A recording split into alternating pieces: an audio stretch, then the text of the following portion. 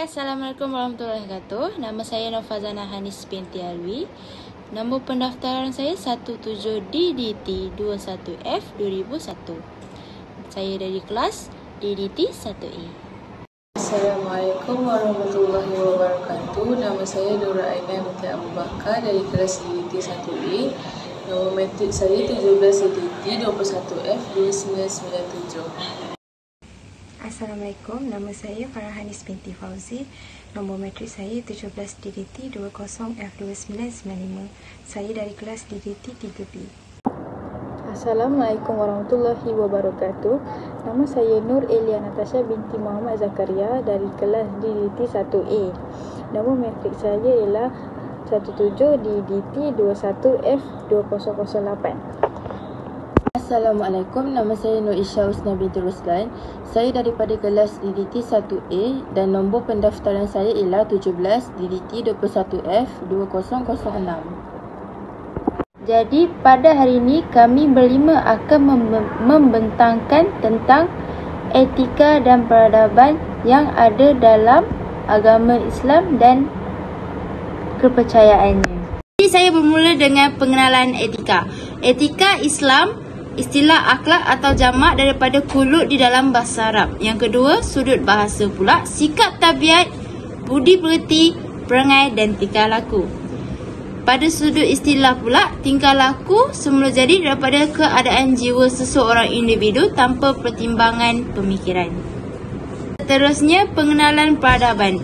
Pengenalan peradaban berasal daripada Arab iaitu moden dan Mandarin. Ia membawa maksud tinggi budi bahasa atau pembukaan bandar.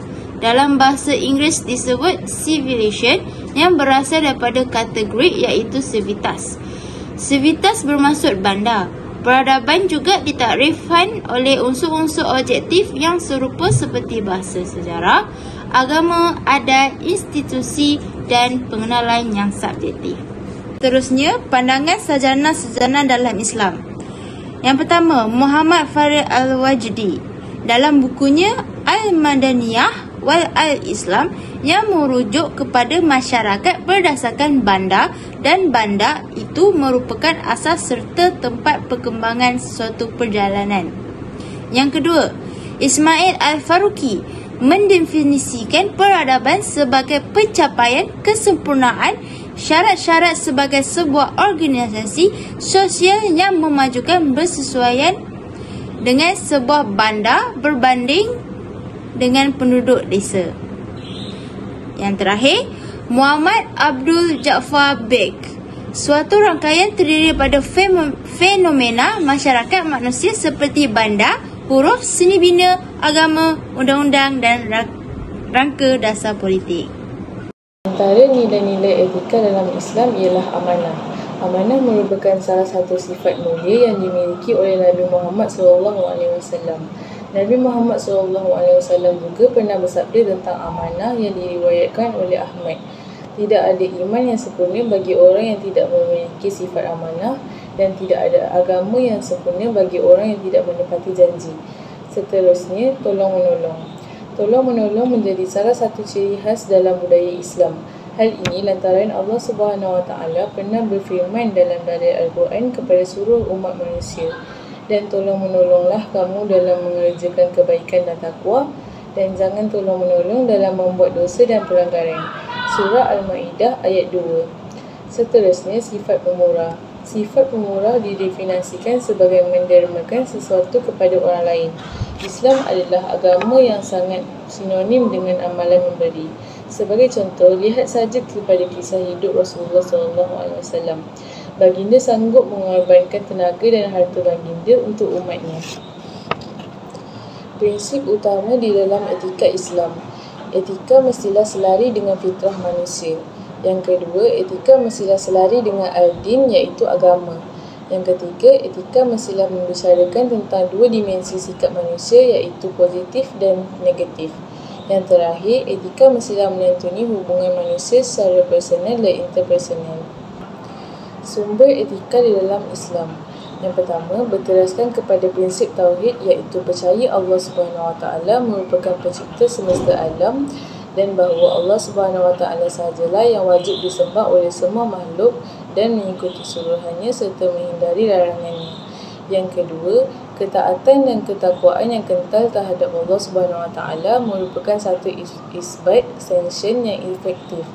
Yang ketiga, insentif serta penalti yang dijanjikan oleh Allah Subhanahu Wa Taala dalam setiap nilai-nilai akhlak yang disebut di dalam Al-Quran dan As-Sunnah. Yang keempat, insentif seperti ganjaran pahala dan syurga memastikan masyarakat berbuat amalan mulia. Yang kelima, penalti untuk pengakhiran yang buruk di akhirat mengelakkan masyarakat Islam melakukan amalan negatif. Sumber peradaban masyarakat Islam bermula pada kurun ke-7 Masihi di semenanjung tanah Arab yang pada masa itu diperintah oleh Nabi Muhammad SAW di kota Madinah. Yang kedua, pimpinan seterusnya ialah para sahabat serta penguasa-penguasa Islam serta tokoh-tokoh di zaman Khulafaur Rasyidin, Bani Umayyah, Bani Abbasiyah serta Turki Osmaniyah, berkembang dengan meluas dari barat ke Asia Timur. Aspek sosial, adab berpakaian. Pertama, menutup aurat. Lelaki perlu menutup dari pusat hingga ke lutut, manakala perempuan pula perlu menutup seluruh anggota badannya kecuali muka, tapak tangan dan tapak kaki. Kedua, tidak menampakkan bentuk tubuh dan tidak jarang. Ketiga, mulakan dengan sebelah kanan. Empat, larangan pemakaian emas bagi lelaki. Adab berbicara. Pertama, mulakan dengan salam. Kedua, bercakap dengan nada yang jelas tanpa keraguan. Ketiga, jangan bercakap mengenai hal orang lain dan membuat fitnah. Keempat, jangan memanggil seseorang dengan panggilan yang tidak menyenangkan. Aspek ekonomi. Pertama, keadilan sosial negara yang dapat menyediakan keperluan asas hidup individu. Kedua, iktilaf, pelantikan sebagai amanah. Manusia memegang amanah untuk memakmur alam. Ketiga, bekerja dan ganjaran. Kegiatan ekonomi sebagai ibadah. Keempat, keuntungan dan kerugian asas muamalah Islam. Ekonomi Islam. Pertama, bersumberkan wahyu ilahi. Kedua, sumber ekonomi mencukupi. Ketiga, kehendak manusia berpanduan. Ekonomi konvensional. Pertama, bersumbangkan akal manusia semata-mata. Kedua, sumber ekonomi terhad. Ketiga, kehendak manusia adalah bebas dan tidak terhad. Aspek politik. Kriteria pemimpin Islam. Pertama, mereka itu haruslah orang-orang yang benar-benar percaya dan menerima baik prinsip-prinsip tanggungjawab yang diberikan. Kedua, mereka itu tidak boleh terdiri daripada orang-orang yang zalim, fasik dan fajir, iaitu yang melakukan dosa. Ketiga, mereka tidak boleh terdiri daripada orang-orang bodoh dan lembab, tetapi haruslah berilmu, sihat akal fikiran, memiliki kecerdasan, arif dan mempunyai kemampuan intelektual dan fizikal. Keempat, mereka haruslah orang yang amanah. Seterusnya, setelah memenuhi kriteria-kriteria tersebut, mereka yang berkuasa haruslah memastikan penguasaannya memenuhi syarat-syarat berikut seperti yang digariskan oleh Ibn Khaldun dan Al-Mawardi, iaitu memelihara keimanan dan prinsip-prinsipnya yang diakui oleh Al-Salaf, umat yang terdahulu. Seterusnya, melaksanakan keadilan di antara mereka yang bersengketa dan menyelesaikan masalah dalam hal-hal tertentu. Dan ketiga, menjamin keamanan wilayah supaya rakyat mendapat perlindungan dan hidup dengan selamat. Selain itu, melaksanakan hukuman yang telah ditetapkan oleh syariah serta memelihara lunas-lunas yang ditetapkan oleh Allah dan menjaga hak-hak makhluknya. Seterusnya, memperkuatkan sempadan wilayah dengan kelengkapan pencegahan menghindari keganasan. Selain itu, berjihad menentang mereka yang memusuhi Islam setelah mengajak mereka memeluk Islam atau sesudah memberikan perlindungan sebagai rakyat bukan Islam agar hak Allah tetap terpelihara selaras dengan penyempurnaan agama seluruhnya. Mengenakan cukai dan memungut zakat serta bersedekah berdasarkan ketetapan hukum syariah. Selain itu, anggaran belanjawan gaji dan pembiayaan yang diperlukan dari pembendaharaan tanpa membazir. Selain itu, melantik seseorang yang berakhlak mulia dan berkemampuan untuk memegang jawatan yang diamanahkan bagi mengatasi harta kekayaan negara serta mentadbir masalah-masalah kenegaraan. Akhir sekali, menyediakan penyelidikan peribadi dan pemeriksaan terhadap masalah umum bagi memajukan bangsa dan melindungi agama. Ajaran dan kepercayaan Islam. Sebagai umat Islam, kita mestilah percaya terhadap rukun Islam. Yang pertama, mengucap 2 kalimah syahadah. Yang kedua, menunaikan solat 5 waktu. Yang ketiga, menunaikan zakat. Yang keempat, berpuasa di bulan Ramadan. Yang kelima, mengerjakan haji bagi yang mampu. Seterusnya, percaya terhadap rukun iman. Yang pertama, beriman kepada Allah SWT. Yang kedua, beriman kepada malaikat. Yang ketiga, beriman kepada kitab. Yang keempat, beriman kepada para nabi dan rasul. Yang kelima, beriman kepada hari kiamat. Dan keenam, beriman kepada qada dan qadar.